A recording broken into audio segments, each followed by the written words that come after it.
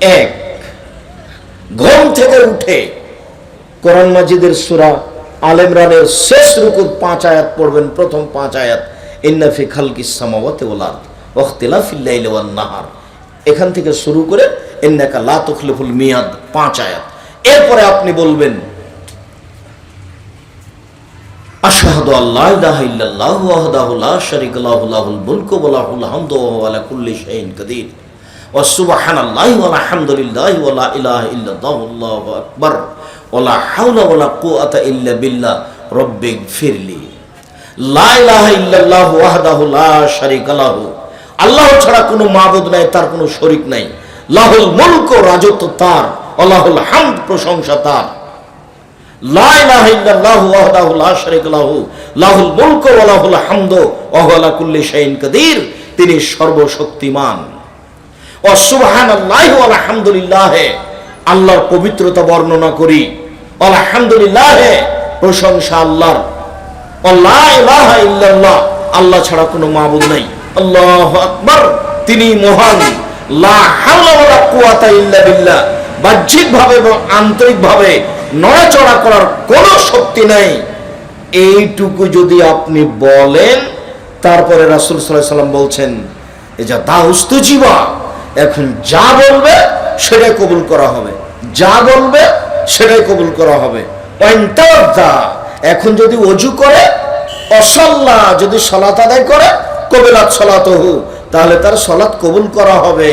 তাহলে ঘুম থেকে উঠে যদি এই দোয়া পড়েন, লা ইলাহা ইল্লাল্লাহু ওয়াহদাহু লা শারীকা লাহু লাহুল মুলকু ওয়া লাহুল হামদু ওয়া আলা কুল্লি শাইইন কাদির ওয়া সুবহানাল্লাহি ওয়া আলহামদুলিল্লাহি ওয়া লা ইলাহা ইল্লাল্লাহু আল্লাহু আকবার ওয়া লা হাওলা ওয়া লা কুওয়াতা ইল্লা বিল্লাহ। আরেকটু কথা এখানে থেকে যাচ্ছে যে এই দোয়া পড়ে যা বলবেন সেটাই কবুল হবে।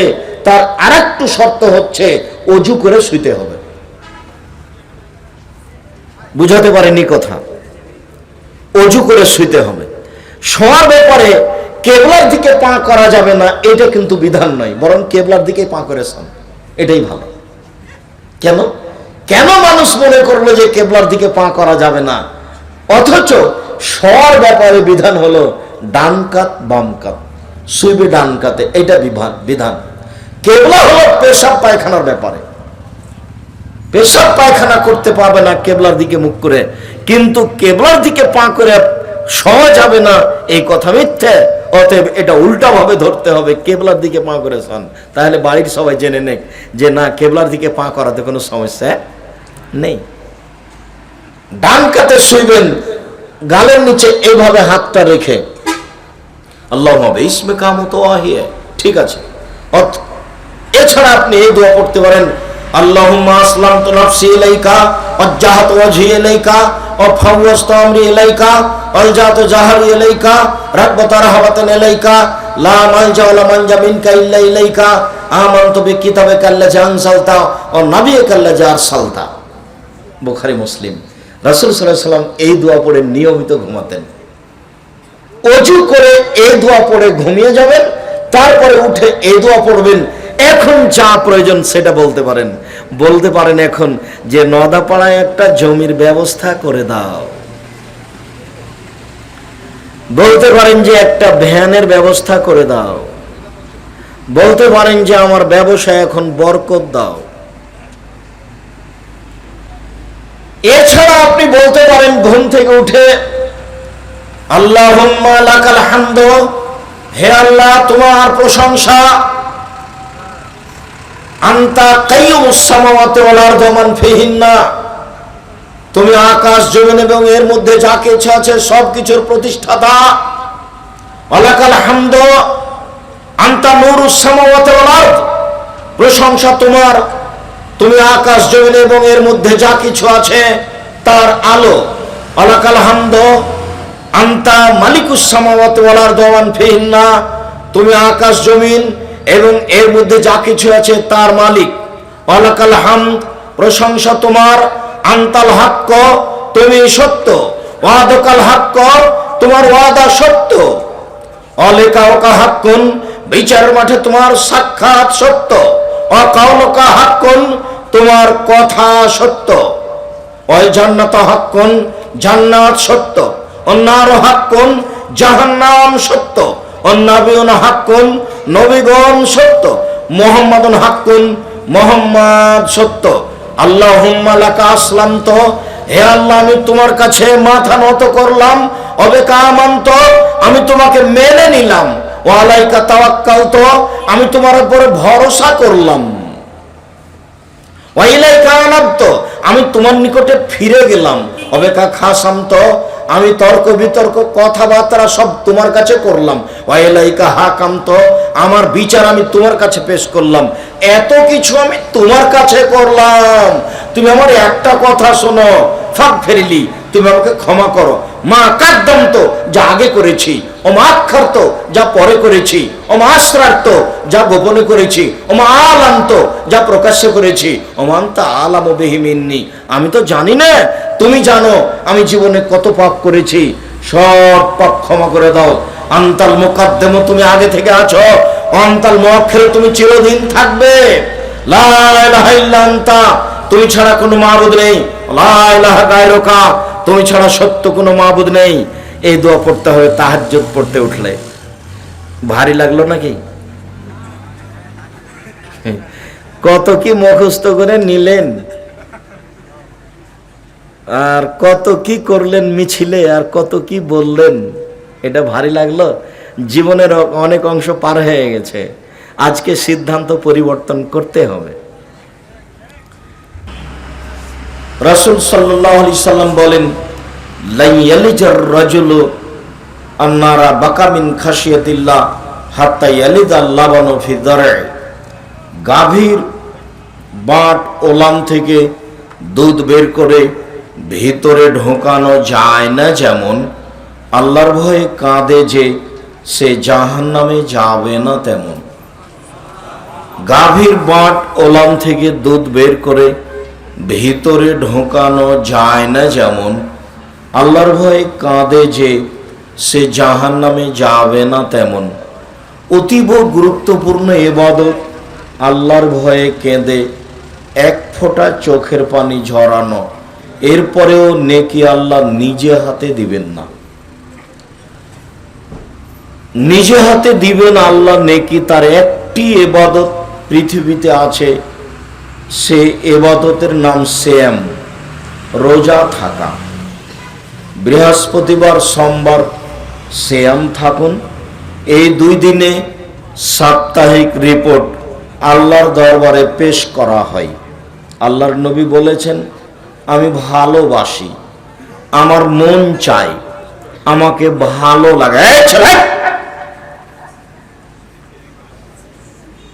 তোমাদের প্রয়োজন যদি থাকে এখন মেটাতে হবে না, এখন কোনো প্রয়োজন মেটানোর কাজ গ্রহণ হবে না। অনেক দিন থেকে আপনাদের এখানে প্রচার হচ্ছে, অনেকেই বাড়িতে শুয়ে আছেন, কেন আছেন আমি জানি না। আপনি বাড়িতে থেকে কি দেখাতে চাচ্ছেন, কি বা করেন আপনি? আপনি স্ত্রী সপরিবারে সবাই জানছেন যে একটা দিনই বৈঠকের ব্যবস্থা করা হয়েছে। আল্লাহর কসম, আমি আমার বক্তৃতার জগতে অপ্রয়োজনীয় কথা বলি না, বলার চেষ্টা করি না। আমি আপনার জন্য এসেছি, আপনি বাড়িতে থেকে আমাকে কি দেখাতে চাচ্ছেন? এটা আপনার ভিত্তি কি? বা এখানে এসে আপোষে গল্প করে আপনি আমাকে কি দেখাতে চাচ্ছেন? দয়া করে যে যেখানে আছেন দোকানপাট বন্ধ করে, চলাচল বন্ধ করে, লেনদেন ক্রয় বিক্রয় বন্ধ করে কিছুক্ষণ অপেক্ষা করুন। আপনার আমি কিছু না কিছু উপকার করবই করব ইনশাল্লাহ। আপনার সাথে আমি ওয়াদাবদ্ধ, ইনশাল্লাহ আপনার আমি কিছু উপকার করবই করব ইনশাল্লাহ।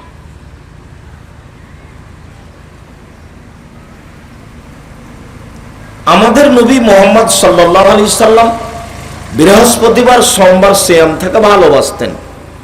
তিনি বলেছেন, আমার মন চায়, আমাকে ভালো লাগে, আমার যখন রিপোর্ট পেশ করা হবে পাপ নেকির, তখন আল্লাহ দেখুক যে আমি সিয়াম আছি, আমার রিপোর্টের সময় দেখুক। তো যেহেতু বৃহস্পতিবার সোমবার রিপোর্ট পেশ করা হয়, সেই জন্য আমি বৃহস্পতিবার সোমবার সিয়াম থাকি। আর বাৎসরিক রিপোর্ট পেশ করা হয় শাবান মাসে। তো তার জানা ছিল না সেদিন কোন দিন, তখন শাবান মাসে তিনি বেশি বেশি সিয়াম থাকতেন রিপোর্ট ধরার জন্য। যদিও আমার মাঝহাবি ভাইয়েরা কিভাবে কিভাবে জেনে নিয়েছেন সেদিন 15ই শাবান, এর প্রমাণে কোনো দলিল পেশ করা যায় না। বাৎসরিক রিপোর্ট ধরতে হলে শাবান মাসে বেশি বেশি সিয়াম পালন করতে হবে, এটাই ঠিক। যেহেতু আমাদের নবী মুহাম্মদ সাল্লাল্লাহু আলাইহি সাল্লাম শাবান মাসে রিপোর্ট ধরার জন্য বেশি বেশি সিয়াম পালন করেছেন। ইবাদতের জগতে সিয়াম যত দামি ইবাদত হোক না কেন, যদি আপনার নামাজ সালাত না থাকে তাহলে সিয়ামের ইবাদত কেটে দেওয়া হবে, এটা বাতিল। ইবাদতের জগতে ব্যতিক্রম বিরল ভিন্ন ধরনের ইবাদত হলো সালাত। যে ইবাদতের কাছে, ইবাদতের জগতে কোনো ইবাদত ধারে কাছে যেতে পারবে না, এটা নাই তো আর কিছুই নাই। অনেক দিনই বলেছি আপনাদেরকে আমি, ইবাদতের জগতে সবচেয়ে শক্তিশালী ক্ষমতাধর পাওয়ারফুল ইবাদত হলো দান। যতক্ষণ পর্যন্ত আপনার বিচারের মাঠে বিচার না হচ্ছে ততক্ষণ পর্যন্ত দান আপনাকে ছায়া করে থাকবে বিচারের মাঠে। অথচ সেম এভাবে আসবে না, অথচ হজ এভাবে আসবে না, অথচ জিকির আজকার তাসবিহ তাহলিল সুবহানাল্লাহ আলহামদুলিল্লাহ এভাবে আসবে না। আসবে দান। দান যতই শক্তিশালী ইবাদত হোক, যদি আপনার বিচারের মাঠে সালাত না থাকে তাহলে দান বাতিল বলে গণ্য হবে। আমি বলিনি এই কথা, মুহাম্মদ সাল্লাল্লাহু আলাইহি সাল্লাম বলেছেন। এক ফোঁটা চোখের পানি আল্লাহর কাছে সবচেয়ে বেশি প্রিয় ইবাদত, এর তুলনায় কোনো বেশি প্রিয় ইবাদত নেই। দিনরাত কান্নাকাটি করছেন, চোখের পানি ঝরছে আল্লাহর ভয়ে, কিন্তু আপনার সালাত কবুল হয়নি, সালাত নেই, তখন এই কান্নাকাটি ইবাদতের নেকি বাতিল বলে গণ্য হবে, যা রাসূল সাল্লাল্লাহু আলাইহি সাল্লাম বলেছেন। মর্মে সকল দিনী ভাই বোনকে সালাত আদায় করতে হবে জরুরি ভিত্তিতে। মর্মে আমরা সালাতের উপরে কিছু কথা বলতে চাচ্ছি। আবু হুরায়রা রাদিয়াল্লাহু তাআলা আনহু বলেন, রাসূল সাল্লাল্লাহু আলাইহি ওয়াসাল্লাম বলেছেন, আউয়ালু মা ইউহাসাবু বিল আবদি ইয়াউমাল কিয়ামাহ সালাত। বিচারের মাঠে মানুষের যেটা প্রথম জিজ্ঞাসা হবে সেটা হলো সালাত। মানুষ হজ করবে তার জিজ্ঞাসা, মানুষ দান খেরাত করবে তার জিজ্ঞাসা, মানুষ অন্যায় অবিচার করবে তার জিজ্ঞাসা, জোর করে অর্থ সম্পদ লুটে নিবে, জমি জায়গা দখল করবে তার জিজ্ঞাসা। সর্বপ্রথম যেটা জিজ্ঞাসা হবে সেটা হলো সালাত। ফাইন সালাহাত সালাহাল্লাহু সায়রা আমালিহি, যদি তার সালাত টিকে যায় সব ইবাদত টিকে যাবে, পেয়ে যাবে। ওয়াইন ফাসাদাত, সালাত যদি বাতিল হয়, ফাসাদা সায়রা আমালিহি, তাহলে তার সব আমল বাতিল হবে, কোনো আমল সে দেখতে পাবে না, তার খাতায় থাকবে না। এ কথা মুহাম্মদ সাল্লাল্লাহু আলাইহি সাল্লাম বলেন। আনাস রাদিয়াল্লাহু তাআলা আনহু বলেন, রাসূল সাল্লাল্লাহু আলাইহি ওয়াসাল্লাম বলেছেন, আস-সালাতু সালাসাতু আফলাসিন, সালাত 3 ভাগে বিভক্ত। আর তাহুরু সুলুসুন, ওযু হলো 3 ভাগের 1 ভাগ। ও রুকু সুলুসুন, রুকু হলো 3 ভাগের 1 ভাগ। ও সুজুদ সুলুসুন, সিজদা হলো 3 ভাগের 1 ভাগ। ফামান আদাহা বিহাক্কিহা, যদি এইগুলি ঠিক ঠিক আদায় করে, ওযু ঠিক মতো করে, রুকু ঠিক মতো করে, সিজদা ঠিক মতো করে, কবিলাত সালাতুহু ও কবিলাত সায়রা আমালিহি, তাহলে তার সালাত কবুল করা হবে, তার সব ইবাদত কবুল করা হবে। ওয়াইন রুদ্দাত আলাইহি সালাতুহু, আর যদি সালাত তার কাছে প্রত্যাখ্যান করা হয়, রুদ্দাত আলাইহি সায়রা আমালিহি, তাহলে তার সব আমল বাতিল বলে গণ্য হবে, সব প্রত্যাখ্যান করা হবে, কোনো ইবাদত কবুল হবে না। এ কথা মুহাম্মদ সাল্লাল্লাহু আলাইহি সাল্লাম বলেন। সম্মানিত দিনী ভাই বোন, আমরা আপনাদেরকে আন্তরিকভাবে জোরালো অনুরোধ জানাচ্ছি যে মানুষের জীবনে সবচেয়ে গুরুত্বপূর্ণ কাজ হলো সালাত, নামাজ। মানুষের জীবনে এর চেয়ে কোনো গুরুত্বপূর্ণ কাজ পৃথিবীতে নেই। সেটা বাপ মায়ের সেবা হোক, সেটা কোরআন তেলাওয়াত হোক, সেটা তাসবিহ তাহলিল হোক, সেটা জিকির আজকার হোক, সেটা হজ করা হোক, সেটা দান খেরাত হোক, সেটা মানুষের সেবা করা হোক, পৃথিবীতে এমন কোনো ইবাদত নেই যেটা সালাতের মতো হতে পারে। সালাত এক আশ্চর্য বিরল ভিন্ন ধরনের ইবাদত, যার তুলনা পৃথিবীতে নেই। এটা আছে তো বাকি ইবাদত আছে, এইটা নেই তো কিছুই নেই। সালাত আজকের আলোচনায় সংক্ষিপ্ত বিবরণে সালাতের ফজিলত না বলে সালাত আরম্ভ হওয়ার সূচনা। সালাত আরম্ভ করতে হলে ওযু করতে হয়। ওযু করতে গেলে পেশাব পায়খানার প্রয়োজন হয়। পেশাব পায়খানায় যাবেন, ঢোকার সময়তে বা পেশাব পায়খানায় ঢুকে টয়লেটে ঢুকে বসার সময় বলবেন। ঢুকলেই দোয়া পড়া যাবে না এ কথা নয়, কিন্তু যখন পেশাব পায়খানা আরম্ভ হয়েছে তখন দোয়া পড়া যাবে না, এটা হলো কথা। ঢুকে গেছেন আর বলা যাবে না, এটা নয়।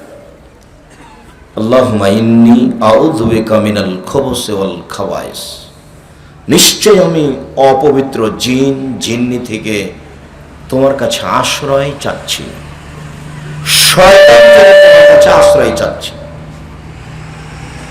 টয়লেট, পেশাবখানা, পায়খানা হলো জিন থাকার জায়গা, শয়তান সেখানে থাকে। রাসূল সাল্লাল্লাহু আলাইহি সাল্লাম বলেন, কেউ যদি এই দুয়ার পূর্বে বিসমিল্লাহ বলে, বিসমিল্লাহি আল্লাহুম্মা ইন্নী আউযু বিকা মিনাল খুবুসি ওয়াল খাবায়েস, তাহলে শয়তান তার লজ্জা স্থান দেখতে পাবে না, ক্ষতিও করতে পারবে না। আর যদি বিসমিল্লাহ ছেড়ে বলেন তাহলে লজ্জা স্থান দেখতে পাবে কিন্তু ক্ষতি করতে পারবে না। আমি আল্লাহকে বলেছি, ওর ক্ষমতা বন্ধ হয়ে গেছে।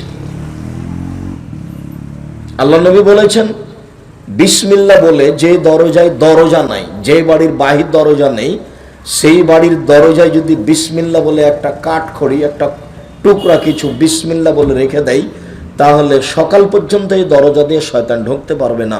এ কথা মুহাম্মদ সাল্লাল্লাহু আলাইহি সাল্লাম বলেন, হাদিস বুখারী মুসলিম।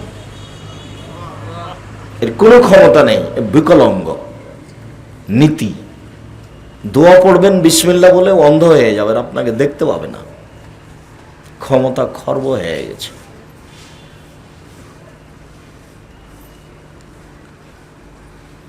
পেশাব পায়খানা থেকে বের হয়ে আসছেন,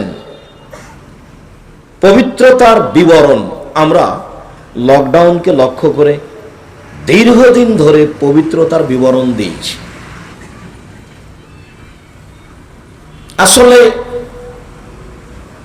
করোনা ভাইরাস যদি জীবাণু হয় তাহলে মাস্ক পরে এটা ঠেকানো যাবে কি না? ধর্মের ইসলামের পবিত্রতা এক অবাক পবিত্রতা, আশ্চর্য। ঘুম থেকে উঠে আপনি হাতটা পানিতে ডুবাতে পাবেন না। ঘুম থেকে হাতটা আগে ভালো করে পরিষ্কার করে ধুইতে হবে, কবজি পর্যন্ত। কি হয়েছে যে আমি আগে ধুইব, ব্যাপারটা কি? এরপরে আপনি ওযু শুরু করলেন, ওযু শুরু করলেন তখন আপনি কবজি পর্যন্ত 3 বার ধুইবেন। তার মানে কবজি পর্যন্ত 3 বার ধৌত না করলে এই হাতটা মুখে পানি দেওয়ার উপযুক্ত হয়নি। একটু পরে তো কোণে পর্যন্ত ধোবই, তখন ধুইলে হাত ধোয়া পড়বে না, কবজি ধোয়া পড়বে না। যখন আমি কোণে পর্যন্ত হাত ধৌত করব তখন কবজি পর্যন্ত ধোয়া পড়বে কি না?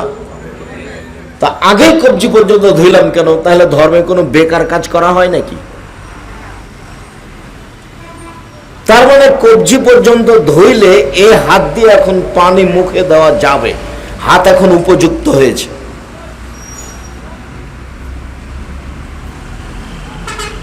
করোনা ভাইরাস থেকে বাঁচার জন্য মাস্ক পরলেতে একটা থেকে হিতে বিপরীত হবে, শিরক হয়ে যাবে। এ রক্ষা করতে পারে?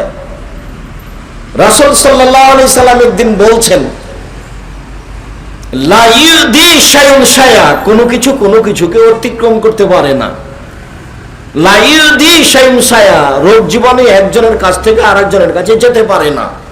লা ইউদি শাইউন শাইআ, রোগ জীবাণু একজনের কাছ থেকে আরেকজনের কাছে যেতে পারে না। তখন একজন পল্লীর মানুষ দাঁড়ায় বলছে, জি যাই। একটা উটকে চুলকানি ঘাও হলে বাকি সব উটকে হয়ে যায়। তখন আল্লাহ রাসূল বলেন, এই মানাজরা বালাওয়ালা, প্রথমটাকে কিভাবে হলো বলো? একটা থেকে যে আরেকটা চলে যায়, তো প্রথমটা কিভাবে হলো? তো সাহাবী আর কিছু বলছেন না। তখন রাসূল সাল্লাল্লাহু আলাইহি সাল্লাম বলছেন, শোনো, ইন্নাল্লাহা খালাকাল খালকা,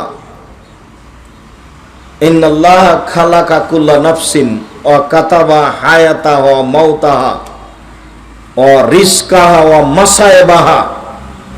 আল্লাহ প্রত্যেকটা প্রাণীকে সৃষ্টি করেছেন। সৃষ্টি করার সময় তার মরণ, তার জীবন, তার রুজি, তার বিপদ আপদ, রোগ ব্যাধি লিখে দিয়েছেন। সেই দিন যদি আপনার করোনা লিখা থাকে, আর আজকে যদি আপনি পাথরের মধ্যে ঢুকে থাকেন, করোনা ভাইরাস আপনাকে ধরবেই। হাদিস যেভাবে এসেছে, আমি আব্দুর রাজ্জাক বিন ইউসুফ ওইভাবে বিশ্বাস করে আছি। আপনাকে করোনা ভাইরাস ধরেছে, আমি আব্দুর রাজ্জাক বিন ইউসুফ আপনার গাটা আমি সারাদিন বলাতে পারি। আপনি বাস্তব দেখতে পারেন। আল্লাহে আল্লাহর কসম, আল্লাহে আল্লাহর কসম, আল্লাহে আল্লাহর কসম, আপনার গায়ে হাত বুলাতে গিয়ে যদি করোনা আমাকে ধরে, আমি বলবো না আপনার কারণে হয়েছে, আমি বলবো সেদিন লিখা ছিল এই জন্য হয়েছে। মাস্ক সব সময় পরেন, সলাতে মাস্ক পরতে গেলেন কেন? সলাতে তো মাস্ক পরা নিষেধ।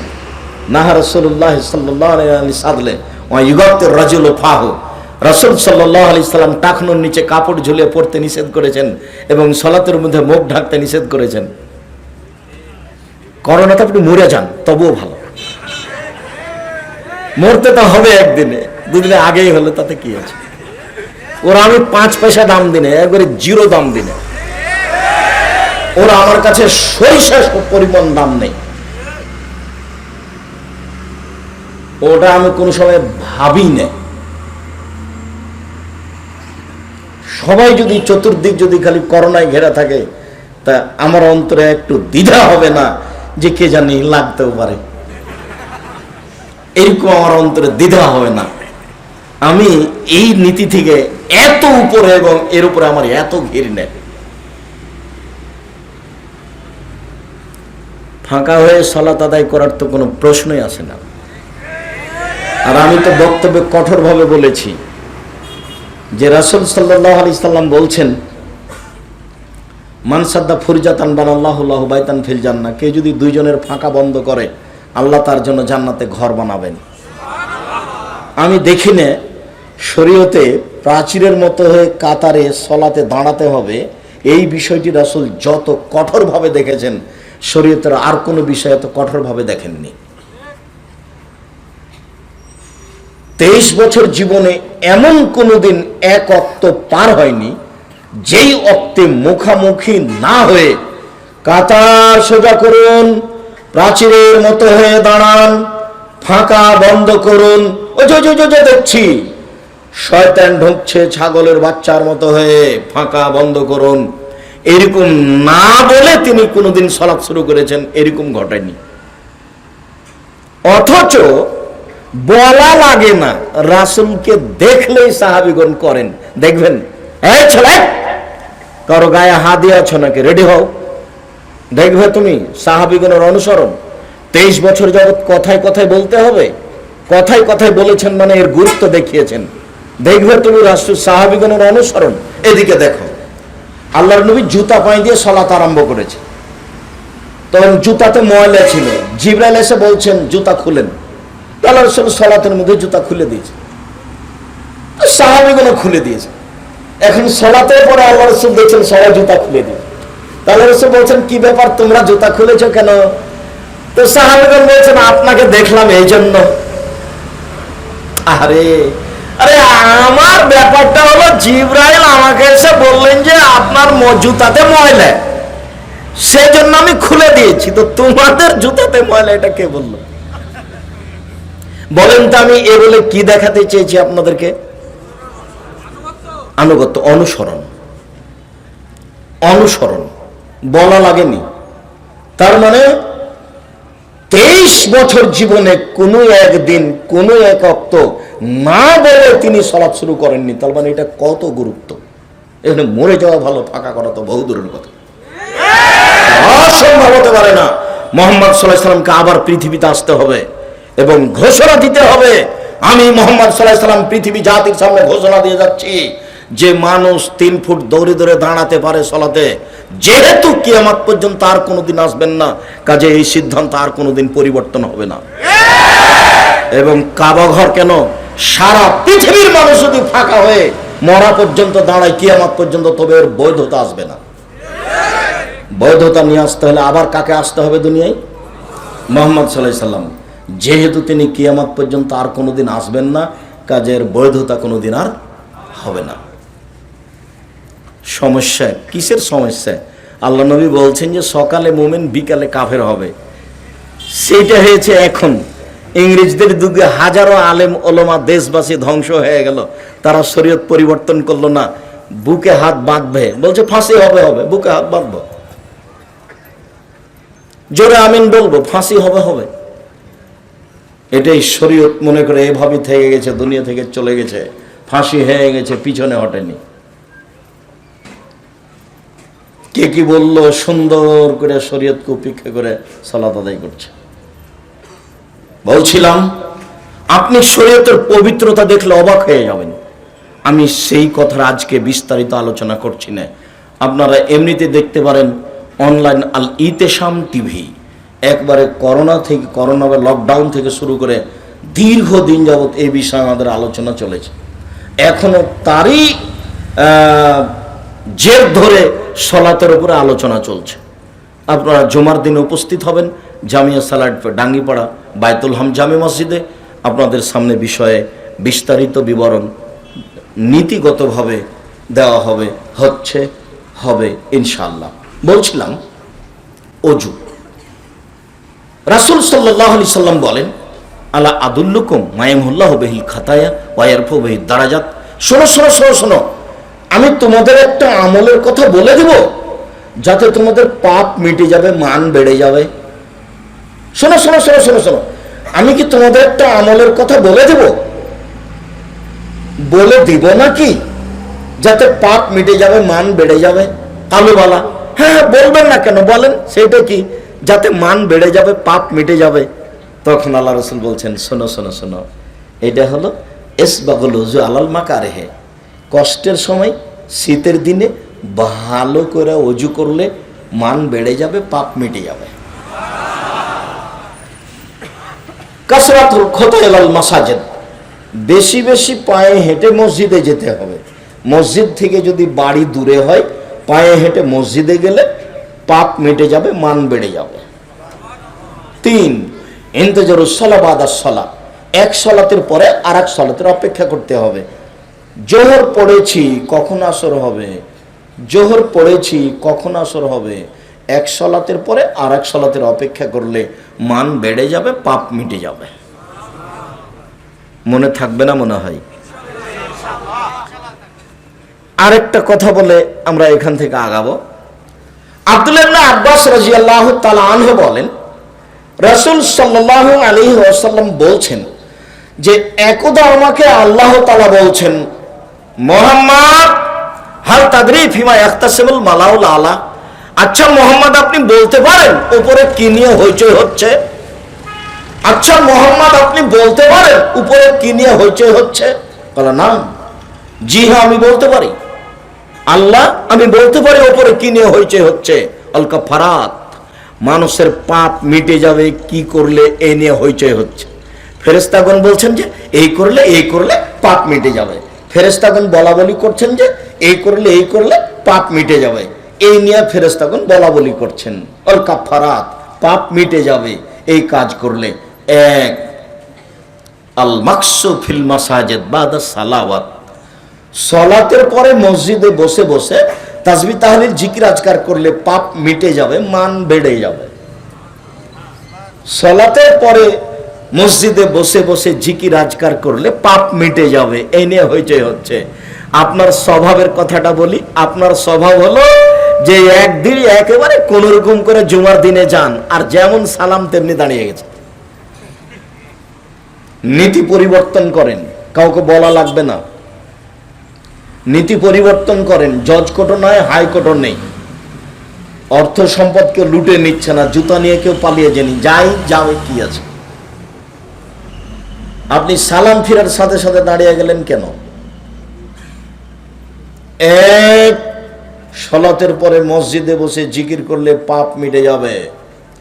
দুই, অল মাসি আলাল আকদামিল জামাত, পায়ে হেঁটে মসজিদে গেলে পাপ মিটে যাবে। তিন, এসবাগুল ওজল আল মাকারেহে, কষ্টের সময় শীতের দিনে ভালো করে উজু করলে পাপ মিটে যাবে, মান বেড়ে যাবে। কথা কিন্তু আমার এইটা, ভালো করে ওযু করলে পাপ মিটে যাবে, মান বেড়ে যাবে। এইবার ওযু 1 মিনিট দেখাচ্ছি ভালো করে, তার আগে আপনাকে দেখাই ওযু শেষে ওমর রাদিয়াল্লাহু তাআলা আনহু বলেন, রাসূল সাল্লাল্লাহু আলাইহি ওয়াসাল্লাম বলেছেন, মাইয়াকুল বাদাল ওযু, কেউ যদি ওযুর পরে বলে আশহাদু আল্লা ইলাহা ইল্লাল্লাহু ওয়াহদাহু লা শারীকা লাহু ওয়া আশহাদু আন্না মুহাম্মাদান আবদুহু রাসূলুহু, তাহলে তার জান্নাতের সবটি দরজা খুলে দেওয়া হবে। ফালাদখুলু মিনাই বাবিন মিনাল আবওয়াব, সে তখন জান্নাতের যে কোনো দরজাতে ঢুকতে পারে। বুখারী মুসলিম। জান্নাতের যে কোনো দরজায় ঢুকতে পারে, বুখারী মুসলিম। আপনি ওযুর পরে যদি বলেন আশহাদু আল্লা ইলাহা ইল্লাল্লাহু ওয়াহদাহু লা শারীকা লাহু ওয়া আশহাদু আন্না মুহাম্মাদান আবদুহু রাসূলুহু, আমি সাক্ষ্য দিচ্ছি আল্লাহ ছাড়া কোনো মাবুদ নাই, আমি সাক্ষ্য দিচ্ছি মুহাম্মদ আল্লাহর রাসূল, তার কোনো শরীক নাই আল্লাহর, এই দোয়া যদি আপনি পড়েন ওযুর পরে, তাহলে জান্নাতের 8টি দরজা খুলে দেওয়া হবে, যেটা দিয়ে আপনার ইচ্ছা প্রবেশ করবেন। আব্দুর রাজ্জাক সাহেব, আমরা যে মুখস্থ করেছিলাম আল্লাহুম্মা জাল্লি মিনাত তাওবিন ওয়া জাল্লি মিনাল মুতাতাহিরিন, আল্লাহ তুমি আমাদেরকে তওবাকারীদের অন্তর্ভুক্ত করো, তুমি আমাদের পবিত্রদের অন্তর্ভুক্ত করো। হ্যাঁ, এটা বলতে পারেন, হাদিস ঠিক আছে, তবে নেকি কি হবে তা রাসূল সাল্লাল্লাহু আলাইহি ওয়াসাল্লাম বলেননি। নেকি হবে, তবে কি হবে এমনটা বলেননি। আর যদি এই কালেমা পড়েন তাহলে সব দরজা খুলে গেছে। সুন্দর 1 মিনিট পেশাব পায়খানা থেকে ফিরে এসে সুন্দর করে ওযু করবেন। আয়েশা রাদিয়াল্লাহু তাআলা আনহা বলেন, কানাত ইয়াদু লিয়ুমনা লিতামিহি ওয়া লিতাহুরিহি, রাসূলের ডান হাতটা ছিল ওযুর জন্য আর খাদ্য পানির জন্য। ওয়া ইয়াদুহুল ইসরা লিখালাইহি ওয়া মা কানা মিন আযা, বাম হাতটা পেশাব পায়খানার জন্য আর অপবিত্র খারাপ কিছুর জন্য। ভুলেও কোনোদিন বাম হাতে চা পান করবেন না। আর কেউ যদি বাম হাতে চা পান করে তাহলে তাকে ঠেকাবেন, ছি ছি ছি ছি ছি ছি ছি ছি, নাউযুবিল্লাহ, শয়তান খায় বাম হাতে। কে খায়? শয়তান খায়। রাসূল সাল্লাল্লাহু আলাইহি ওয়াসাল্লাম বলছেন, লা ইয়াকুলান্না আহাদুকুম বিশিমালিহি ওয়া লা ইয়াশরাবান্না বিহা, অবশ্যই অবশ্যই তোমাদের কেউ যেন বাম হাতে না খায়, বাম হাতে পান না করে, কেননা শয়তান বাম হাতে খায়, শয়তান বাম হাতে পান করে। বলেও কোনো সময় বাম হাতে কোনো কিছু খাবেন না। সিগারেটটা ধরে আছে বাম হাতে, সিগারেট এমনিতেই হারাম, এটা আরো হারাম হয়ে গেল।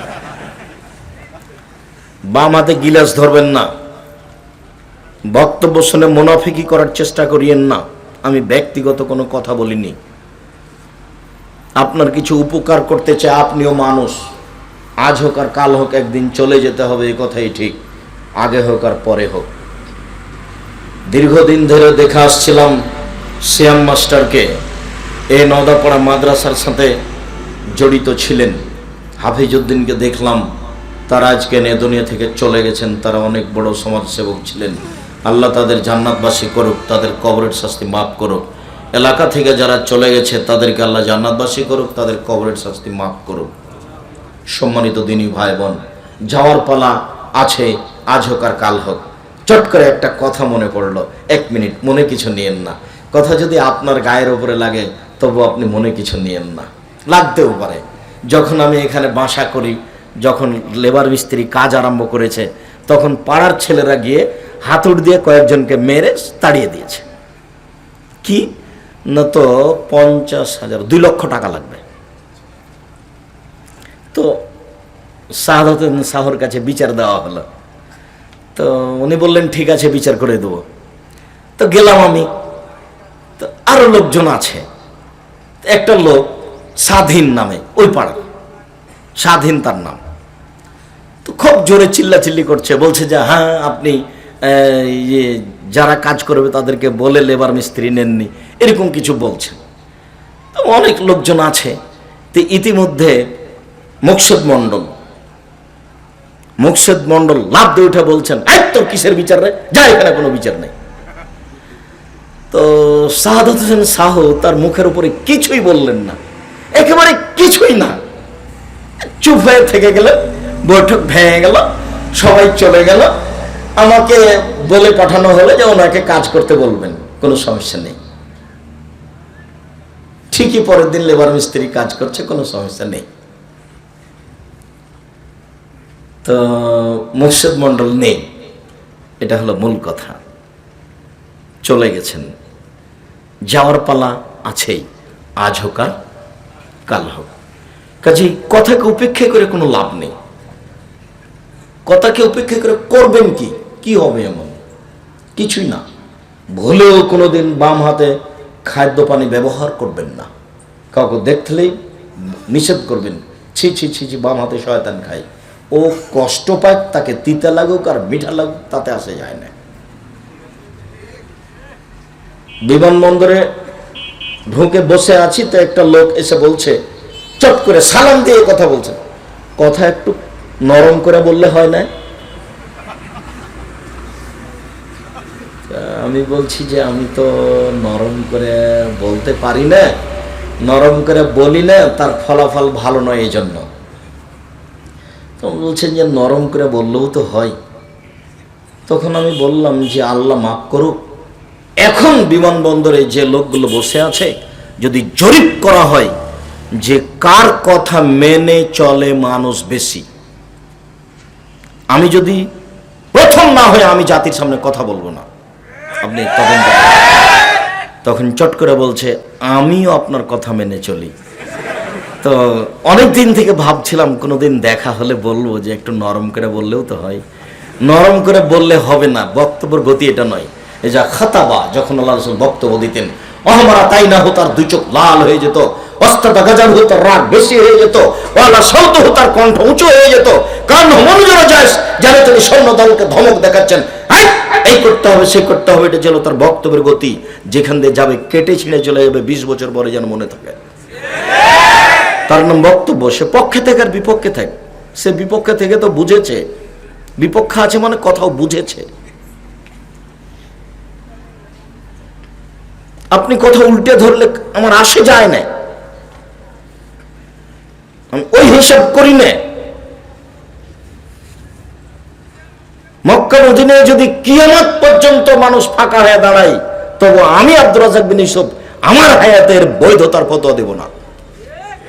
সারা দুনিয়া তো বহু দূরের কথা। এবং আমি তখন কোরআন হাদিস আমার সাথে থাকবে না, এই কথা আমি বলবো না। আমি বলবো আমার সাথে কোরআন হাদিস আছে, এই কথা আমি বলবো। আমি তো কোনো বিপদেই পড়িনি। বিপদে পড়লে ভুল পথে যাব এরকম অনুমোদন আছে কি না, বিপদেই পড়লাম না, তার আগে শরীয়তের সঙ্গে এত কিছু আচরণ। ধর্ম পাগল হয়ে গেছে। ধর্ম রাজশাহী চাঁপাইনবাবগঞ্জের হাওয়াই লাড্ডু, দোনো হাত মে লাড্ডু হয় চায় উসকো খালে। ধর্ম পাগল হয়ে গেছে। মোহাম্মদ সাল্লাল্লাহু আলাইহি সাল্লামের নীতি কি পরীক্ষা করে মানুষ ধর্ম দেখাচ্ছে। শুনুন সম্মানিত দিনী ভাই বোন, ভুলেও কোনোদিন খাওয়ার জন্য, পবিত্রতার জন্য বাম হাত ব্যবহার করবেন না। পেশাব পায়খানায় বাম হাত ব্যবহার করবেন, শয়তান বাম হাতে খায়।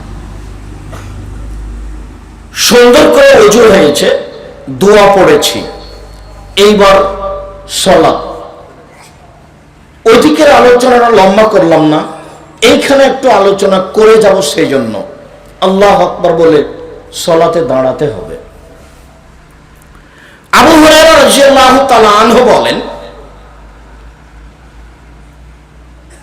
কানা নবী সাল্লাল্লাহু আলাইহি সাল্লাম ইফতাতিহু ইসকুতু বাদা তাকবীরে বাইনা তাকবীরে ওয়া বাইনাল কিরাতে ইসকাতাতান। আল্লাহ রাসূল আল্লাহু আকবার বলার পরে কিছুক্ষণ থেমে থাকতেন। আল্লাহু আকবার বলার পরে কিছুক্ষণ থেমে থাকতেন। তা আমি বললাম, আল্লাহর নবী, আমার পিতামাতা আপনার জন্য উৎসর্গ হোক, আপনি থেমে চুপ থেকে কি বলেন? আপনি যে চুপ থাকেন তো আপনি কি বলেন? তখন আল্লাহ রাসূল বলছেন, আকুলু, আমি বলি, আল্লাহুম্মা বা'id বাইনি ওয়া বাইনা খাতায়ায়া কামা বা'adta বাইনাল মাশরিক ওয়াল মাগরিব। হে আল্লাহ, তুমি আমাকে আর আমার পাপকে অত দূরত্বে করে দাও। আমার মাঝে আর আমার পাপের মাঝে এত দূরত্ব করো, পূর্ব এবং পশ্চিম একটা থেকে আর একটা যত দূরত্বে রয়েছে, মানে পাপ যেন আমার ধারে কাছে না আসে। আল্লাহ নাক্কিনি মিনাল খাতায়া কামা ইয়ানাক্কাস সাবুল আবিজু মিনাদ দানাস। হে আল্লাহ, তুমি আমাকে আমার পাপকে ধুইয়ে দাও ময়লা থেকে, যেমন ভাবে সাদা কাপড়কে ময়লা থেকে ধুয়ে পরিষ্কার করা হয়। আল্লাহ মাগসিল খাতায়া বিল মাই ওয়াস সালজি ওয়াল বারাদ। হে আল্লাহ, তুমি আমার পাপ ধুইয়ে দাও ঠান্ডা পানি দিয়ে, তুষার দিয়ে, বরফ দিয়ে ধুয়ে পরিষ্কার করে দাও। এইটা একটা দোয়া পড়তে পারেন তাকবীরে তাহরিমার পরে। তাকবীরে তাহরিমার পূর্বে একটু কথা বলে রাখি, দাঁড়াবেন, দুই পায়ের মাঝে ফাঁকা রাখবেন, শরীরের ভারসাম্য বজায় রাখতে যতটুকু ফাঁকা রাখা লাগে। দুই পা জমা রাখলে ভারসাম্য রাখা যাবে না। আর মহিলা বৈঠকে চাঁপাইনবাবগঞ্জে বলা হয়েছে যে দুই পায়ের গোড়ালি জমা করে রাখতে হবে, কেননা দুই পা ফাঁকা থাকলে লজ্জাস্থানের যোগাযোগ মাটির সাথে হতে পারে, মাটি অভিশাপ করবে। আবার বৈঠকে বলা হয়েছে, বুবু, তুমি যদি সালোয়ার কামিজ পরে থাকো ভালো কথা, আর যদি শাড়ি পরো তাহলে ল্যাঙ্গট পরতে হবে, অন্যথায় নামাজে দাঁড়ালে লজ্জাস্থানের যোগাযোগ মাটির সাথে হবে। বুবু মিথ্যা কথা বলেছেন, ধর্মের নামে একটা অহেতুক নোংরা কথা বলেছে। এত কাপড়ের ব্যবস্থা ছিল না, আর এখানে শিরকি নোংরা কথা কেন? ভুলেও নয়, কখনো নয়। আল্লাহু আকবার বলে সালাতে দাঁড়াবেন, ওযু সুন্দর করে করে আসবেন। ওখানে আর একটা কথা রেখে চলে এসেছি, প্রত্যেকটা অঙ্গকে 3 বার করে ধর নাম সুন্দর ওযু, 3 বার পানি দেওয়া নয়। কবজি পর্যন্ত একবার ধুইতে গিয়ে 10 বার পানি লাগুক। সম্পূর্ণ যখন ভিজে গেছে তখন একবার ধোয়া, ভিজা জায়গায় পানি দিয়ে ধর নাম দ্বিতীয়বার ধোয়া, ভিজা জায়গায় পানি দিয়ে ধর নাম তৃতীয়বার ধোয়া। এ হলো সুন্দর ওযু। কথা বুঝাতে পারিনি? রাসূল সাল্লাল্লাহু আলাইহি সাল্লাম বলেছেন, কেউ যদি সুন্দর করে ওযু করে তারপরে 2 রাকাত সালাত আদায় করে, মনে মনে কথা না বলে, ওয়াজাবাত লাহুল জান্নাহ, সে জান্নাতে যাবেই। জরুরি, জান্নাত তার জন্য জরুরি। সুন্দর করে ওযু করলেন, এই হলো সুন্দর ওযু। আল্লাহু আকবার বলার পূর্বে কোনো দোয়া পড়বেন না, ওযু করার পরে যে দোয়া পড়েছেন সেটাই। আল্লাহু আকবার বলার পূর্বে বিসমিল্লাহ বলবেন না। আল্লাহু আকবার এটা খুব পাওয়ারফুল শব্দ, খুব ক্ষমতাধর। আল্লাহু আকবার, এর পূর্বে বিসমিল্লাহির রহমানির রহিম, আল্লাহু আকবার, জিনা। অজু করার সময় বিসমিল্লাহ বলবেন। যদি অজুর সময় বিসমিল্লাহ না বলেন তাহলে অজু হবে না, এই কথা রাসূল সাল্লাল্লাহু আলাইহি সাল্লাম বলেন। অজু করার পরে মহিলাদের মাথা থেকে কাপড় পড়ে গেলে অজু ভেঙে যাবে, কথা মিথ্যে। অজু করার পরে নখ কাটলে অজু ভেঙে যাবে, কথা মিথ্যে। অজু করার পরে বাচ্চাকে দুধ খাওয়ালে অজু ভেঙে যাবে, কথা মিথ্যে। অজু করার পরে কুকুর ছুঁয়ে নিলে অজু ভেঙে যাবে, কথা মিথ্যে। অজু করার পরে অজু ভেঙে যায় না। কি করলে অজু ভাঙে? পেশাব করলে, কি করলে? পায়খানা করলে, কি করলে? বায়ু আসলে, কি করলে? ঘুমিয়ে গেলে, কি করলে? উটের গোস্ত খেলে। এছাড়া ঘেরা গোসলখানায় পরনে কাপড় নেই, খালি গায়ে গোসল করছেন, এরপর অজু ভেঙে যাবে না। লজ্জা স্থানে যদি হাত পড়ে অজু করে গোসল করার সময়, তাহলেও কি অজু ভাঙবে না? জিনা ভাঙবে না, পুরুষ নারীর কাউরে ভাঙবে না। কেউ যদি উত্তেজিত অবস্থায়, যৌন উত্তেজিত অবস্থায় পুরুষ বা নারী যদি এই বিশেষ অঙ্গে হাত লাগায় তাহলে অজু ভেঙে যাবে, তাছাড়া অজু ভাঙবে না। স্বাভাবিক গোসলে অজু ভাঙবে না। একাধিক সহিহ হাদিস আমরা সময়ে পেশ করেছি। অজুর ব্যাপারে গুরুত্বপূর্ণ কথা থেকে গেল। আল্লাহু আকবার বলে সালাত আরম্ভ করবেন, তবে হাত উঠাবেন কাঁধ পর্যন্ত। কিছু হাদিসে এসেছে কাঁধ সামনাসামনি, কিছু হাদিসে এসেছে কানের লতি সামনাসামনি, কিছু হাদিসে এসেছে কান সামনাসামনি। তাহলে কান সামনাসামনি, কানের লতি সামনাসামনি, কাঁধ সামনাসামনি। সবচেয়ে উপরে গেল কান, তারপরে কানের লতি একটু নেমে আসলো, তারপরে কাঁধ সামনাসামনি আর একটু নামলো। আল্লাহ আকবার বলে এরকম করবেন না। আল্লাহ আকবার, আল্লাহ আকবার, এরকম করবেন না। বুঝাতে পারিনি? এই মাপে সুন্দর করে হাত উঠাবেন। আল্লাহ আকবার। তারপরে বুখারী মুসলিমের হাদিস, কানাস ইমারুনা আইয়াজার রাজুলু এদাহুল ইমনা আলা জিরাহিল ইসরা। বলা হতো যে, রাসূলের যুগে বলা হতো যে মানুষ ডান হাত বাম হাতের বাহুর উপরে রাখবে, ডান হাত বাম হাতের বাহুর উপরে রাখবে। এবার ধরেন নাভির নিচে যেতে পারবে না। তিনটি সহিহ হাদিস বুকের উপরে রাখা, কবজির উপরে কবজি। চারটি জয়ীফ হাদিস নাভির নিচে রাখা। নাভির নিচে রাখার কোনো হাদিস গ্রহণীয় নেই। বুকের উপরে রাখবেন, হাদিস সহিহ। তারপরে এই সানা পড়বেন, তারপরে আপনি বলবেন আউযু বিল্লাহি মিনাশ শাইতানির রাজিম, মারদুদ বিতাড়িত শয়তান থেকে পরিত্রাণ চাচ্ছি। বিসমিল্লাহির রহমানির রহিম, পরম দয়াতা দয়ালুর নামে আরম্ভ করছি। আউযু বিল্লাহ বিসমিল্লাহর এখানে জরুরি কথা যে, যদি কোরআন মাজিদের আয়াত আরম্ভ করেন তাহলে আউযু বিল্লাহ, আর যদি আয়াত বলতে কোরআন মাজিদের প্রথমে হয়, শুরুতে হয়, তাহলে আগে আউযু বিল্লাহ তারপর বিসমিল্লাহ। আবার ভালো করে মনে করবেন, প্রথমে শুরু করলেন আউযু বিল্লাহ বিসমিল্লাহ বলে সূরা ফাতিহা, তো এখন আউযু বিল্লাহ বিসমিল্লাহ দুটাই বলতে হবে। এখন আরেকটা সূরা শুরু করলেন সূরা ইখলাস, এখন বিসমিল্লাহ বলতে হবে। কিন্তু আরেকটা সূরার প্রথম থেকে শুরু না করে মধ্যে থেকে শুরু করলেন, তখন কি বিসমিল্লাহ বলবেন?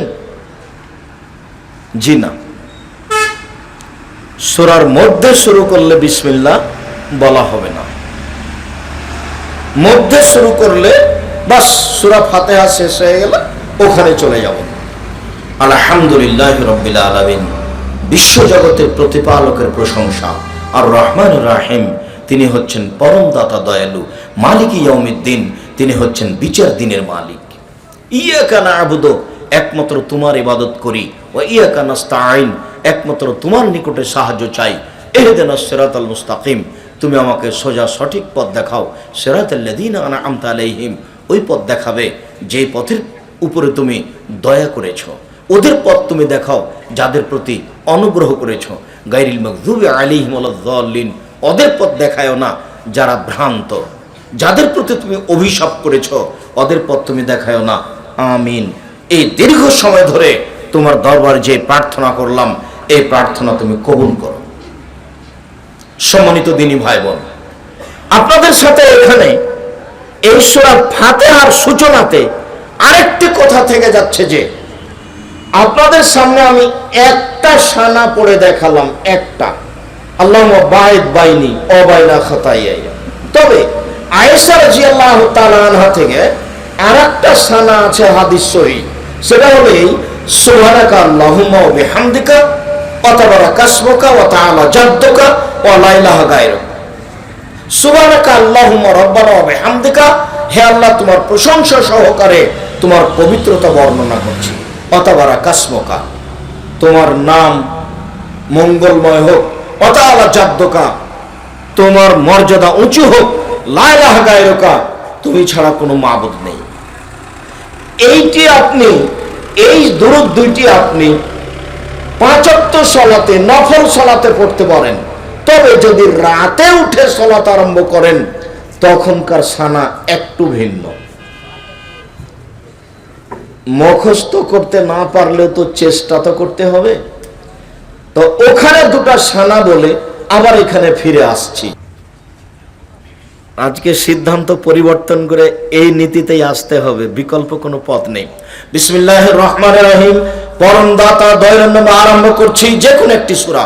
বিসমিল্লাহির রহমানির রহিম, কুল হুয়াল্লাহু আহাদ, হে নবী আপনি বলুন আল্লাহু একক, আল্লাহু সামাদ, তিনি নিরপেক্ষ মুখাপেক্ষীহীন, লাম ইয়ালিদ, তিনি কাউকে জন্ম দেননি, ওয়া লাম ইউলাদ, তিনি কারো থেকে জন্ম নেননি, ওয়া লাম ইয়াকুল লাহু কুফুয়ান আহাদ, তার সমকক্ষ কেউ নেই।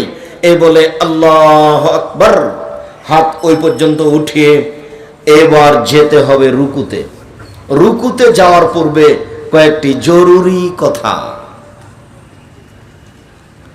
আয়েশা রাদিয়াল্লাহু তাআলা আনহা বলেন, রাসূল সাল্লাল্লাহু আলাইহি সাল্লাম যখন রুকুতে যেতেন তখন তার হাঁটুকে এভাবে চেপে ধরতেন আর হাত দুটিকে সোজা রাখতেন।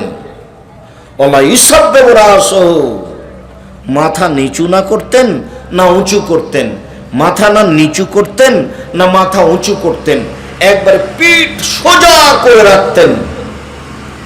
একাধিক সহিহ হাদিস, পিঠটা এভাবে বাঁকা করে রাখবেন না। রুকু সিজদা ভুল হলে কিন্তু সালাত কবুল হবে না। 3টে জায়গায় ত্রুটি থাকলে সালাত কবুল হবে না। 1 ওযু, 2 রুকু, 3 সিজদা। সালাত এমন একটি ইবাদত যার উপরে নির্ভর করে অন্যান্য ইবাদত। সালাত এমন একটি ইবাদত যার উপরে নির্ভর করে অন্যান্য ইবাদত।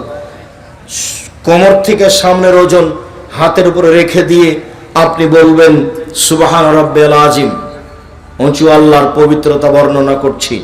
নইলে আপনি বলবেন সুবহানাকা আল্লাহুম্মা রাব্বানা ওয়া বিহামদিকা আল্লাহুম্মা ইগফিরলি, হে আল্লাহ তোমার প্রশংসা সহকারে পবিত্রতা বর্ণনা করছি, তুমি আমাকে ক্ষমা করো। নইলে আপনি বলবেন সুবহুন কুদ্দুসুন রব্বুল মালাইকাতুর রূহ, তুমি পাক, তুমি পবিত্র, তুমি ফেরেশতার প্রতিপালক, তুমি জিবরাইলের প্রতিপালক। নইলে আপনি বলবেন সুবহানা যিল জাবরুতি ওয়াল মালাকুতি ওয়াল কিবরি ওয়াল আজমাত। নইলে আপনি সুবহান রাব্বিয়াল আযীম বলতেই থাকবেন, বলতে থাকবেন, বলতে থাকবেন। 3 বারের হাদিস ঠিক নয়, 10 বারের হাদিস ঠিক নয়, 5 বারের হাদিস ঠিক নয়, যে যা পারে। মনে থাকবে না মনে হয়? যে যা পারে বেশি বেশি বলার চেষ্টা করবেন। সাহাবী বলছেন আল্লাহর নবী রুকুতে থেকে গেলেন সূরা বাকারা পড়ার সমান। সূরা বাকারা 2.5 পারা, মানে হিসাব নিকাশের বাইরে চলে গেল। মানুষই তো করেন, আমি আর আপনি চেষ্টা করলে পারবো, চেষ্টাই করি না, সাহসই করি না, তাহলে কি হবে? এটাও তো একটা গুরুত্বপূর্ণ ইবাদত। রুকুতে এগুলি বলছি। এবার সামি আল্লাহু লিমান হামিদা, একবার সোজা হয়ে দাঁড়াবেন। আল্লাহ ওই লোকের প্রশংসা শুনলো যে তার প্রশংসা করলো। মিলাস সামাতে, আকাশ পরিমাণ প্রশংসা, মিলাল আরদ, জমিন পরিমাণ প্রশংসা, মিলা মা বাইনাহুমা, আকাশ জমিনের মধ্যে যে ফাঁকা আছে এই পরিমাণ প্রশংসা, মিলামা শেতামিন শাইন বাদক, এরপরে তুমি যত চাও তত তোমার প্রশংসা, এইগুলি বলে আপনি সিজদায় যাবেন। এই ছেলে, এইগুলি বলে আপনি সিজদায় যাবেন। সিজদায় অনেক দোয়া, সুবহান রাব্বিয়াল আলা, এছাড়া দোয়ার বই থেকে অনেক দোয়া মুখস্থ করে নেবেন।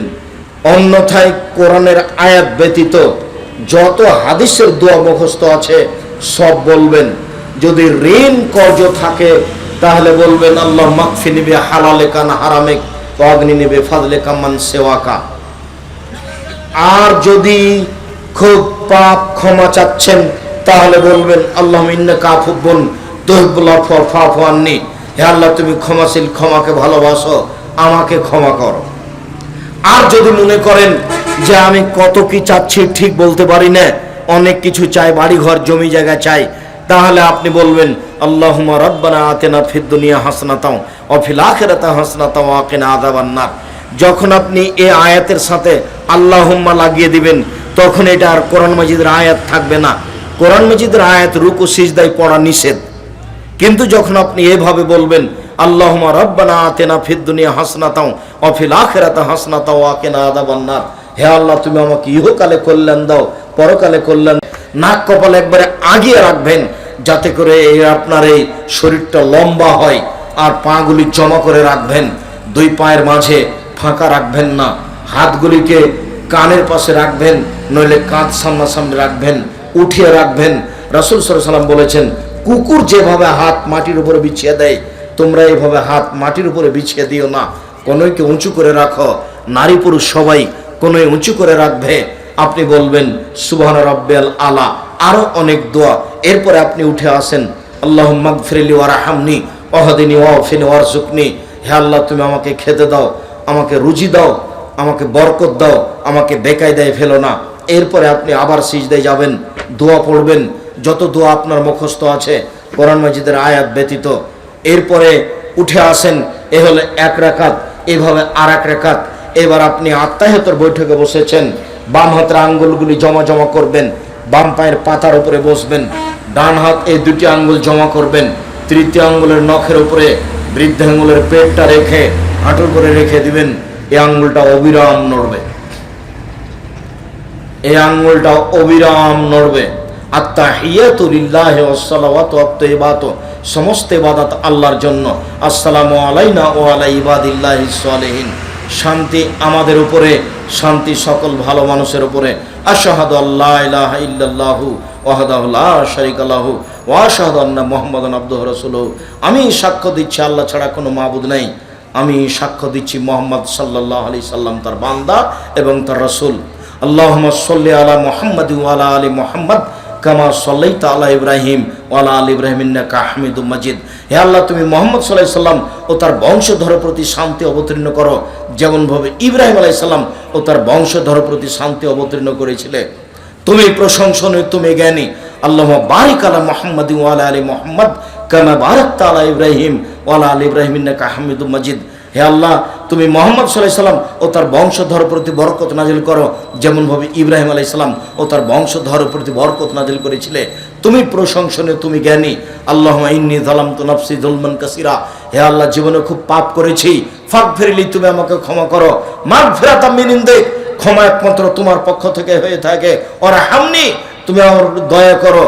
ইন্নাকা আনতাল গাফুর রহিম, তুমি যে দয়াশীল, তুমি যে ক্ষমাশীল। তুমি যদি দয়া না করো, তুমি যদি ক্ষমা না করো, কে আমার প্রতি দয়া করবে, ক্ষমা করবে? আল্লাহুম্মা আউযু বিকা মিন আযাবি জাহান্নাম, হে আল্লাহ আমি তোমার কাছে জাহান্নাম থেকে বাঁচতে চাই। ওয়া আউযু বিকা মিন আযাবিল কবর, আমি তোমার কাছে কবরের শাস্তি থেকে বাঁচতে চাই। ওয়া আউযু বিকা মিন ফিতনাতিল মাসীহিদ দাজ্জাল, তোমার কাছে দাজ্জালের ফিতনা থেকে বাঁচতে চাই। ওয়া আউযু বিকা মিন ফিতনাতিল মাহি ওয়াল মামাত, তোমার কাছে বাঁচতে চাই ইহকালের বিপদ, তোমার কাছে বাঁচতে চাই বড় পরকালের বিপদ, তোমার কাছে বাঁচতে চাই ইহকালের বিপদ হতে, তোমার কাছে বাঁচতে চাই পরকালের বিপদ হতে। আল্লাহুম্মা নাউযু বিকা মিনাল মা'সা ওয়াল মাগরাম, তোমার কাছে বাঁচতে চাই ঋণ কর্জ হতে, তোমার কাছে বাঁচতে চাই বড় পাপ হতে।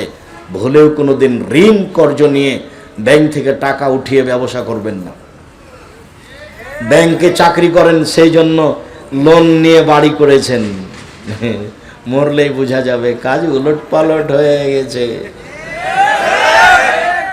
আল্লাহ রাসূল বললেন, এ লোকের ঋণ আছে। জি। তা আমি গেলাম, তোমরাই জানাজা করো। যার ঋণ আছে তার জানাজা নেই। ভুলে কোনোদিন ঋণ নিয়ে জীবিকা নির্বাহ করার চেষ্টা করবেন না। আমি আপনাদের বহুদিন পরামর্শ দিয়েছি, এমনভাবে ব্যবসা শুরু করেন 200 টাকা হলেই হবে। 200 টাকার ব্যবসা দেশে আছে, তা আপনি কোটি টাকা দিয়ে ঋণ নিয়ে কাজ করতে যাবেন কেন? কথা চট করে এই কথাটাতে মনে পড়ে গেল। আব্দুল্লাহ যে কথা বলল যে রাজশাহীতে বোনকে জমি দেওয়া হয়, তো সেই লোক কি যেন ডক্টরেট করছে কি বিষয়ে, তো আমার কাছে আসলে সে কিছু জিজ্ঞাসা করছে। তো জিজ্ঞাসার এক পর্যায়ে আমাকে বলছে যে আপনার আব্বা তো মারা গেছেন। বলে জি। তো জমি জায়গা? বলে আমার আব্বাকে মাটি দেওয়ার পরে জমি জায়গা ভাগ করার পরে খেয়েছি রাতে। বলছে যে আমি এই কথাটা নোট করে নিলাম, এই কথাটা আপনার থেকে যাবে আমার বইয়ে, সেটা আপনার ব্যাপার। আমার আব্বাকে মাটি দিয়ে এসে আগে জমি জায়গা ভাগ করে খাওয়া দাওয়া করেছি।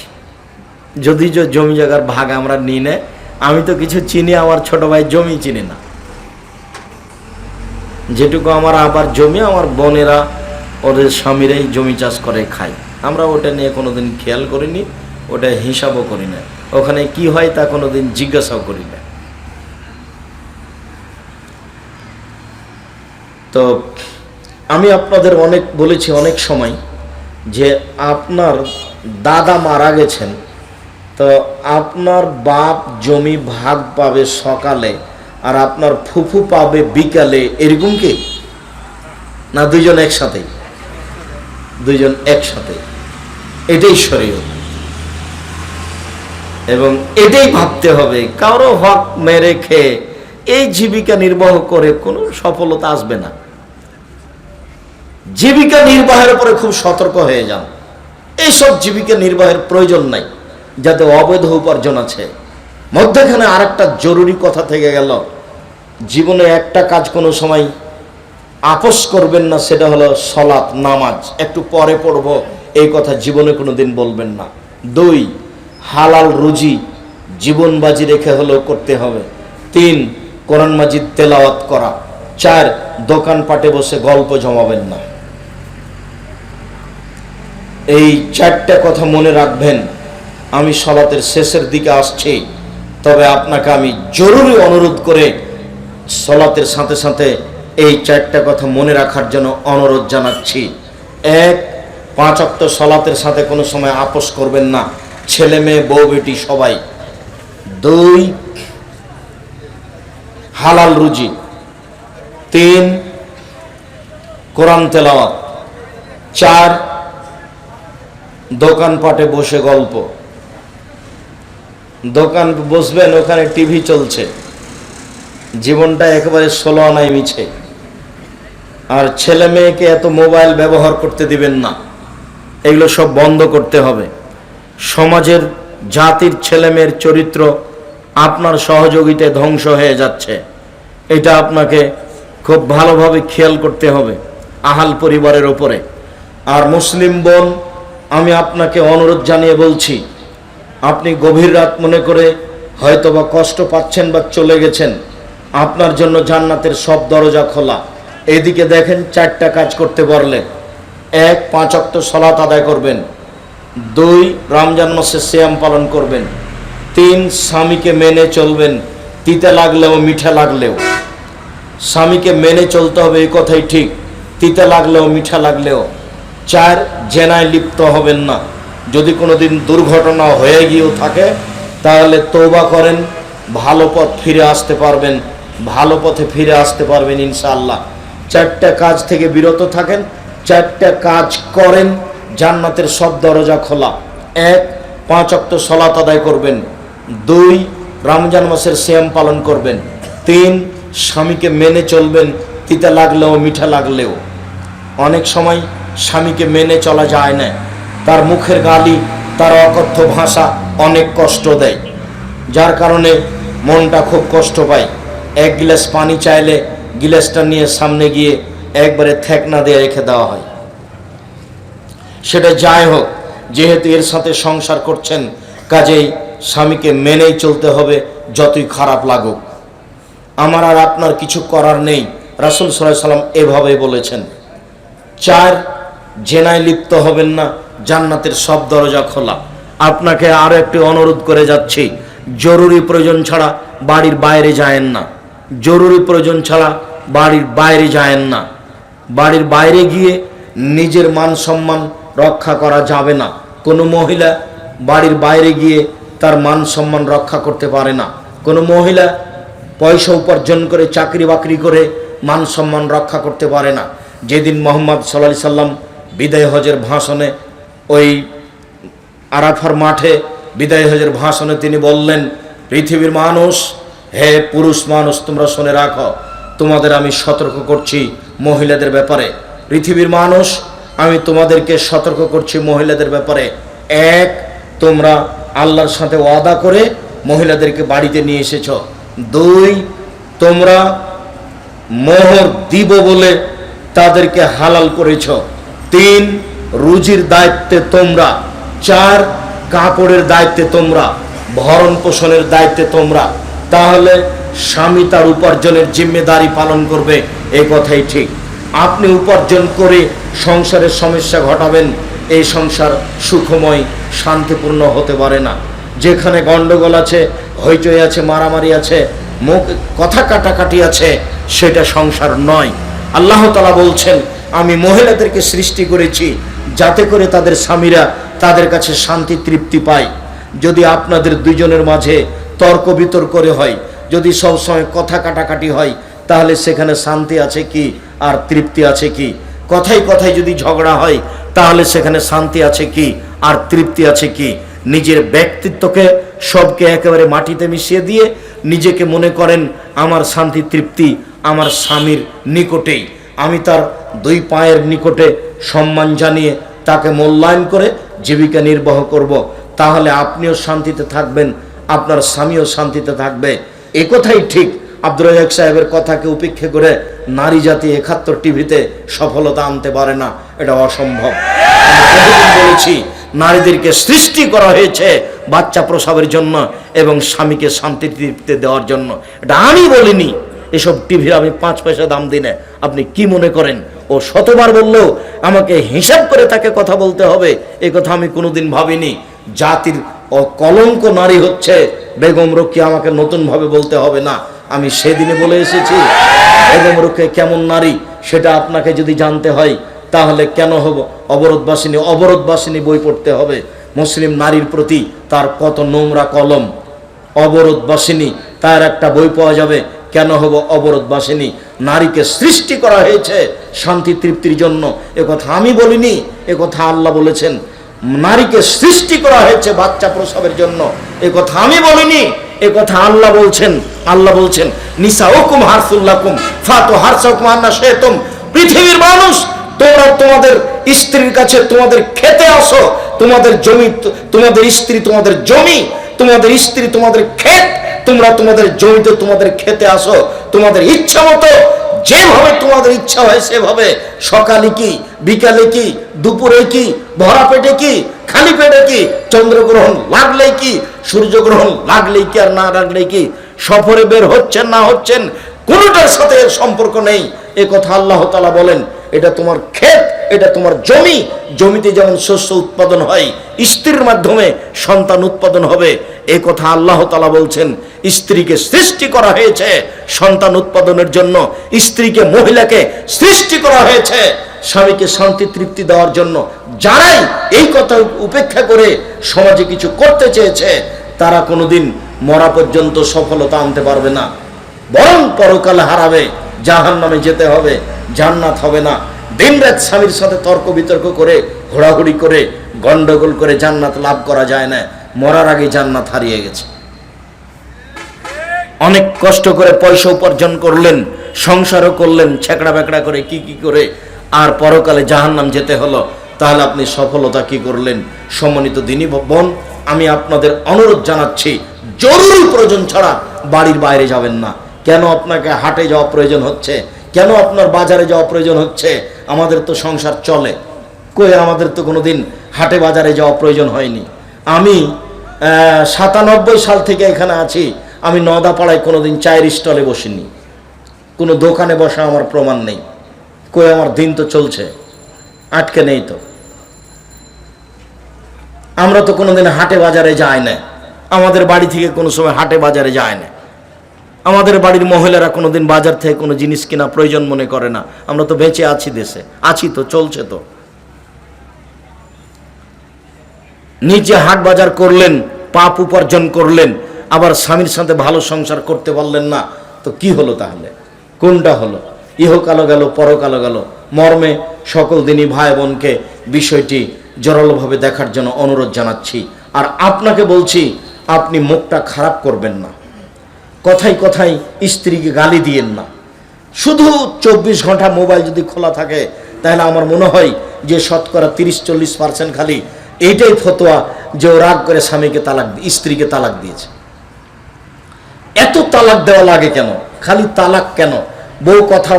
বউ উল্টা চলছে, একটু মারতে হবে। আল্লাহ মারার কথা বলছেন, নবী মারার কথা বলছেন, তা আপনি কেন বউ তালাক দিতে গেলেন? কথায় কথায় তালাক কেন? এত তালাক কেন? আপনি একটু সতর্ক হতে পারেন না? মুখটা বন্ধ রাখবেন, একটু ধৈর্যশীল হবেন। পুরুষ মানুষকে একটু ধৈর্যশীল হতে হবে, মহিলা মানুষ তো অত ধৈর্যশীল নয়। এ কথা আল্লাহ বলছেন, এ কথা নবী বলছেন। আপনি কেন মুখের উপরে তর্ক করেন? আপনি একটু ঠান্ডা হন, আপনি একটু ধীর মেজাজের হন। তার ছাড়া তো আপনার চলে না। রান্না তো তাকেই করা লাগে, আপনার কাপড় চোপড় তো তাকেই দেখা লাগে, আপনার বাসা বাড়ি ঘর তো তাকেই দেখা লাগে। তো তাকে মারেন কেন, গালি দেন কেন? সম্মানিত দিনী ভাই, অযথা স্ত্রীর উপরে রাগ করে গালি দিয়ে সংসারটাকে জাহান্নামে পরিণত করিয়েন না। শাদি জাহান্নাম বিয়ে হয়, শাদি জান্নাত বিয়ে হয়। বিবাহ জাহান্নামও বটে, বিবাহ জান্নাতও বটে। জোর করে স্বামী স্ত্রী মিলে এই সংসারটাকে জাহান্নামে পরিণত করিয়েন না। মর্মে শেষের দিকে এসে জরুরি দু একটি কথা। তার একটি কথা হলো এই, আমার জীবনে বড় স্বাদ, এদেশের মাটিতে আমি উন্নত মানের প্রতিষ্ঠান গড়বই ইনশাআল্লাহ। এটা আমার জীবনে বড় স্বাদ।